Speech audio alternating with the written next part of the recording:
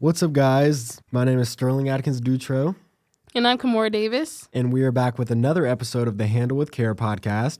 Today we have Jovanna Bair, who is a school secretary who goes above and beyond for students in CT Vivian. What school did that used to be? Thomas Jefferson. What's your position at that school? I am the school secretary. Oh, nice. Okay. How do you connect with your students as a secretary? I am the first person that they see every day when they walk into a building. I'm the first person that they interact with when they enroll in the building, and I just build those relationships with each of them as good as I possibly can and get to know them each individually. Which is very much needed, especially like a big smile for yes, the beginning Oh, of the yes, day. that sets the tone for Yes. every morning. Yeah. When we go in Yeah. and say good morning to everybody. Yeah, we love saying good morning. Yep. Good morning always goes a long way. Oh, yeah, we Just- stand in the Exactly. hallway, and as they're coming in, we'll say, hi, good morning to each of them. Yes, that sets the tone for the day. What qualities do you think is important when supporting your students? Being compassionate, having patience, and not being judgmental to anything that these kids are going to say to you, and being able to not show it on your face. What motivates you to go above and beyond for your students? Them. That's good. You know, you have to be compassionate. You have to understand that what you've been through in life isn't necessarily what the person who's sitting next to you in class or walking in the halls next to you. You never know what that person gone through that night before or anything. So just not to judge a book by its cover. So if they take it out on you, don't take it personal. Still continue to support them in the best way that you can because they probably need it. Absolutely. And sometimes they just need a safe space to come and just sit. I have a kiddo who I help with frequently who sometimes sit there for 5 minutes and then he's good to go. I know we mentioned supporting students earlier, but who supported you growing up and what actually led you to become a secretary? So I was raised by my grandmother with my two sisters, and so she just taught me, don't be judgmental. You never know what people are going through. She supported me in every aspect that I could think of. My kids just motivated me to want to be involved in the schools.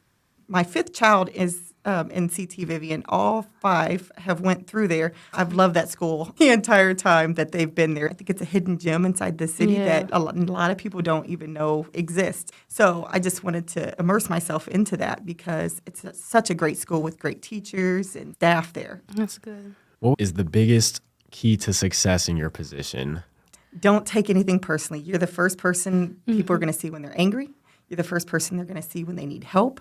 You're the first person that they're going to see when they're having the best day ever. You just can't take anything they say personally because you are that first person they see when they walk in the door. Exactly. Keep it in the back of your mind that you never know what they're going through.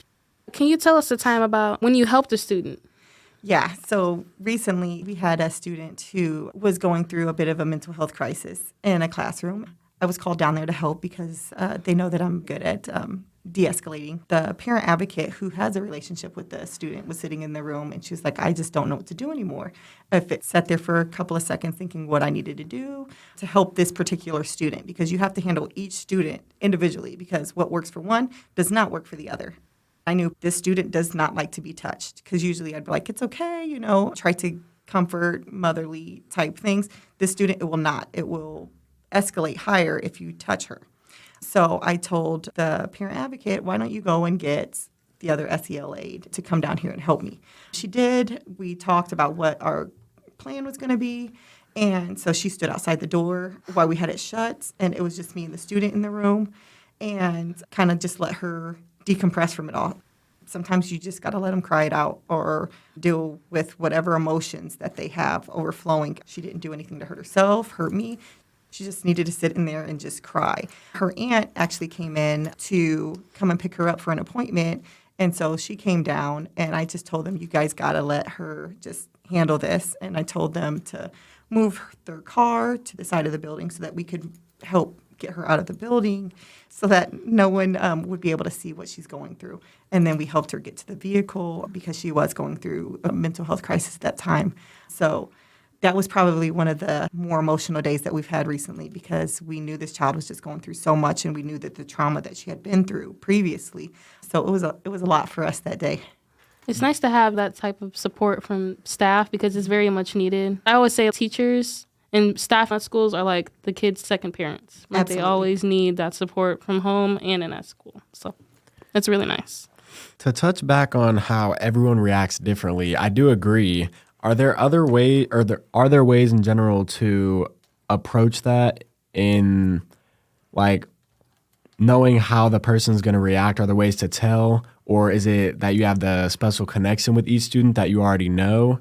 It's the connection that I have with those students. There are certain students that I know that I cannot de-escalate or I cannot help. So I will call their person to come and help with that. But there are certain kids that they know that they will call me and I can help. And almost immediately when they see me, you can see that it's like, yes, thank you for getting her, because they can be up here. And then when they see me, they just go down because they know that I'm a safe person for them. They can talk to me, or they can just sit there and not say nothing, and it's okay. And when they're ready to talk, then I'm ready to listen. How do you handle the stress so you don't get burnt out from your job? Again, luckily I have an SEL aide there who we just pair good, so I can talk to her about those kind of things. And then sometimes just the quiet ride home, just to get all the thoughts and get the noise out, because sometimes the music makes it louder or the radio makes it louder. So sometimes just sitting with no noise is a great decompression thing for me. When you were younger, do you recall any of the same things that you used to de-escalate situations with students? Honestly, I don't think so. I don't think that they had the training or even knowledge of trauma back then to be able to handle any of those kind of situations. What advice would you give to your younger self? You can get through so much more than you ever thought you could, that you're stronger than you think, and you'll be all right. Just listen to your intuition. What is the best way you think administrators can support teachers and support staff and give them the knowledge on how to support other students? I think that our administration in our building does a great job at that. They provide us with trainings. If we are interested in those trainings, they will allow us to do those, which is why I've been allowed to do certain trainings and things that I have to help de-escalate. I think that just listening to your staff, seeing what their wants and needs are, and seeing if you can meet those. What's an issue you see with students personally that most people don't realize? We, as a district, have a high number of homeless students. And I don't know that people understand that. And when I say homeless, I mean living in shelters, in hotels, or bouncing from couch to couch, or living in their car. So people don't understand that. In District 150 alone, we have a significant number of homeless students that you wouldn't even know. Again, it goes back to you don't know what that person walking next to you in hall or in your class has went through that next night.